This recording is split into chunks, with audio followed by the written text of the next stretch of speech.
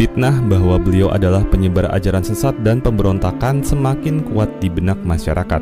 Padahal, ajaran Syekh Siti Jenar yang sejatinya justru menekankan pemurnian diri, penafian ego, dan penyingkapan hakikat kebenaran untuk mencapai makrifatullah, ini adalah sebuah ironi sejarah yang harus diluruskan. Setelah peristiwa hukuman mati terhadap dua tokoh palsu tersebut, situasi menjadi sangat pelik.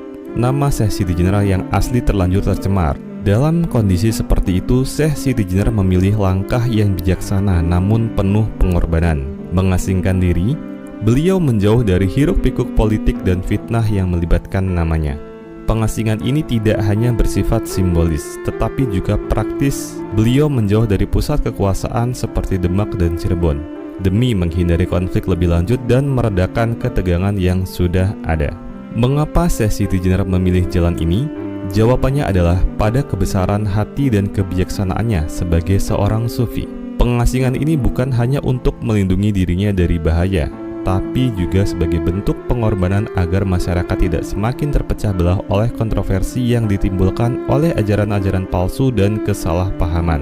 Beliau memahami bahwa kehadirannya di tengah sorotan publik, apalagi dengan nama yang terlanjur tercemar, hanya akan memperkeruh suasana dan menjadi pemicu friksi. Dalam kesunyian pengasingan itu, Syekh Siti Jenar tidak berhenti berdakwah.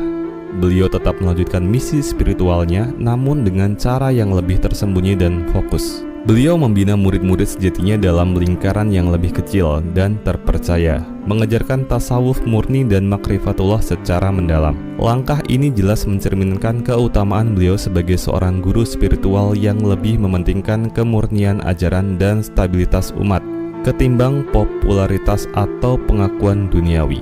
Meskipun fitnah dan hukuman mati terhadap dua Syekh Siti Jenar palsu meninggalkan jejak kelam dalam sejarah, pengasingan ini justru menjadi cerminan nyata dari sifat seorang sufi sejati. Ini adalah bukti bahwa beliau lebih mementingkan hakikat, kebenaran, dan ketenangan batin.